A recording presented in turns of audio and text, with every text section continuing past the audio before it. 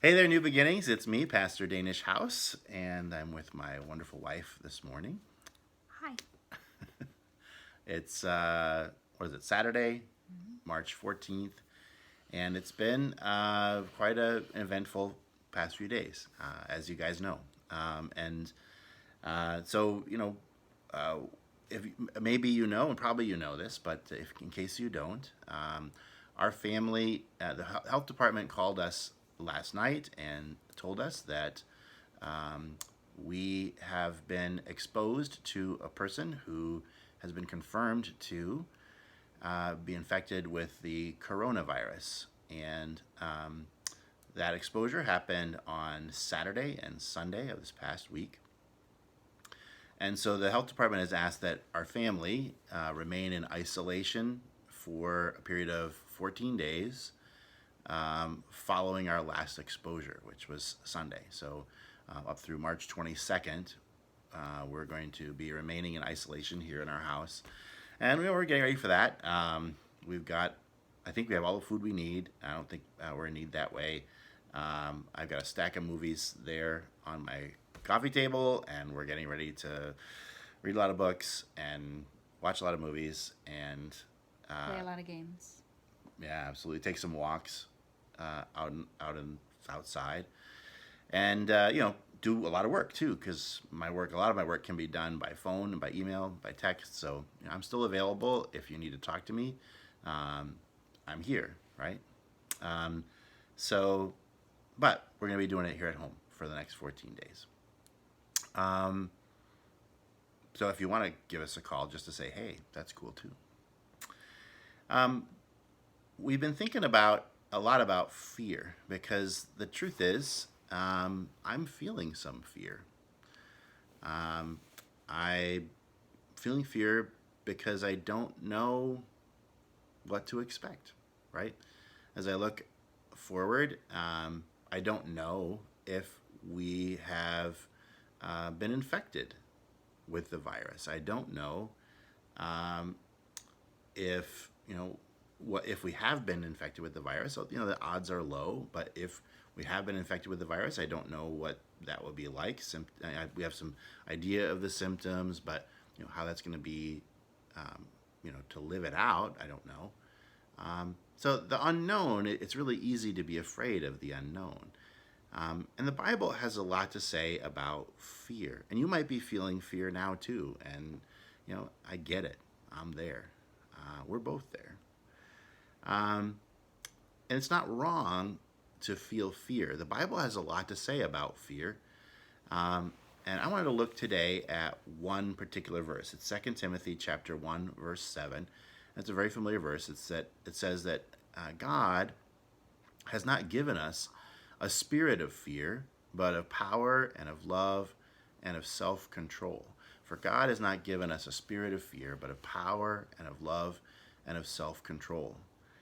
Um, Elsewhere in the Bible, there are commands not to fear. Most of the time, they're given to specific people in specific instances, like when the shepherds saw the angels appear in the sky, right, to announce Jesus' birth. The angels said, "Do not be afraid." Right, that was a specific command to a specific group of people at a specific time. It wasn't a blanket command saying never be afraid. Right, if these shepherds were out watching their sheep and a wolf came by, right, it would be not be sinful for the shepherds to feel some fear because there was a danger there that they had to be aware of, and that's what fear is. Fear is an emotion that God's given us that has our quickest functioning part of our brains to recognize a potential danger and to alert us to it and to prepare us for that potential danger, to prepare us to respond. Um, Fear is not a sin. But what this passage says is that God has not given us a spirit of fear. God's not given us, it's not from God that we would remain afraid, that we would be in a spirit of fear, that we would be continually afraid. Um, but it's right for us to feel fear when there's a danger. and to respond appropriately. And that we know that because of what comes after this, right? God has not given us a spirit of fear, but of power. Power here is dunameos. Dunameos. It's the ability to do stuff. That's what dunameos is. It's the ability to accomplish something. And oftentimes it has a miraculous edge to it. The truth is that as Christians, we are in a relationship with the living God, the all-powerful living God. And so fear, we're not supposed to live in fear, but we're supposed to connect up with God through prayer, allow him to comfort us, and also allow him to work on our behalf, right? We pray, we give things over to him, we let him do things, and he gives us the supernatural power to do things as well. Fear in this passage, it's delios, and it in Greek, and it's talking about timidity, shrinking back, right? Cowardice, running away from a problem rather than dealing with the problem. And in contrast to that, God gives us a spirit of dunameos, of power, the ability to do things, of love. The word there in Greek is agapes. It's the agape love, right? It's benevolent love. It's self-giving love. It's the love that looks to meet the needs of others. That's the kind of love that God's given us, in contrast to fear, in contrast to shrinking back. God's given us the power and the ability to love others actively. And of self-control. The word there in Greek is sophronismo. Sophronismo. It's not a word that I'm really familiar with, but I looked it up and I was working on it this morning, and it's talking about prudence and discipline. Prudence and discipline. That God has given us a spirit of prudence, that not panic, right? But to take good, reasonable steps, disciplined steps, to deal with the danger that's in front of us, right? Not reactionary, but prudent is where we are, get what the kind of spirit that we're given. Not a spirit of cowardice, of shrinking back, of timidity, but a spirit of power, of activeness, right? Of love, active love, and of prudence and self-discipline. We are in a place where, we're encountering daily difficulties, right? And honestly, trying to look at how do we solve all of it is huge. I don't know how to solve all of it. But what God's encouraging us to do is to meet it step by step, right? Take a step today in the right direction. Do a thing today. Connect up with God today. Pray today. Love someone today, right? Do something constructive today. Take prudent steps today. I can handle the next step. I'm not sure I can handle the whole thing.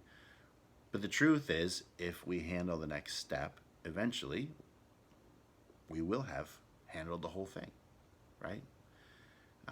There will come a time when this is behind us. And God will be Lord then, just as God is Lord now, right?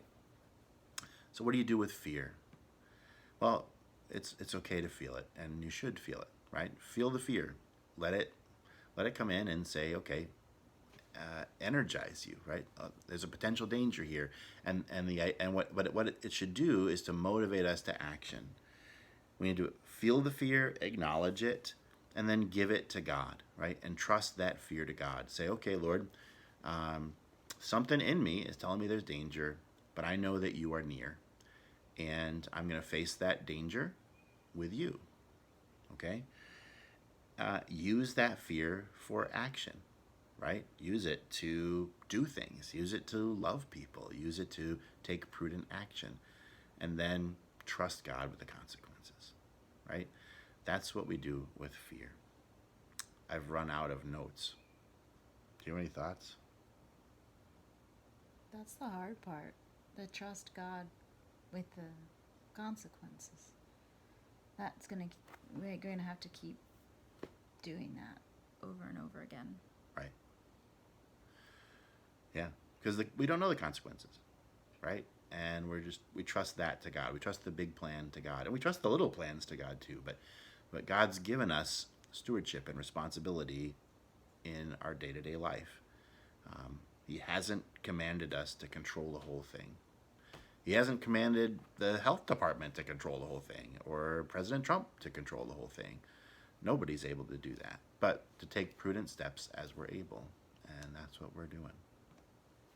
Hey, we're open. We're available. Give us a call. Don't come visit, but give us a call. Call the elderly people in our congregation. If you're not feeling any symptoms, praise the Lord. Still, stay away from people as much as you can. Wash your hands frequently. Don't panic. Right? All the things that they're telling us to do those things. But if you do feel symptoms, then call your doctor. Don't go to your doctor's office, but call your doctor. The symptoms they were asking us about were fever and chills, coughing and wheezing, and unusual aches and pains. And shortness of breath. Mm-hmm. So those are the symptoms that they were asking us about. They encouraged us to take our temperature a couple times a day just to check if we've got a fever. And so that's what we're doing. And they told us that if we experience those symptoms, we should call our doctor, right? Actually, they told us to call the health department, but you should call your doctor. They did, yes. And they said that if we experience those symptoms and we did call the health department, probably what we would be told is to take care of it here at home, right? Right. Just like you would a flu. And then, but it's possible that, if the symptoms become severe, that then will be a hospital visit. And so that's what they told us. Mm-hmm. The likelihood of that is very low, but it is there. Mm-hmm. So we're going to take reasonable precautions, and we're going to do what we've been encouraged to do. And this isn't the end of things, right? This is something that we're working our way through step by step. I don't know. I think I should end the video because I keep rambling on. Yes. But I love you, New Beginnings. Feel free to give us a call. And, of course, remember that tomorrow, Sunday, at 10 a.m., we will be doing a Facebook Live from this living room, probably, and we'll be worshiping the Lord together. And we'll have some suggestions then about ways that we can bless one another as a church. All right? Love you.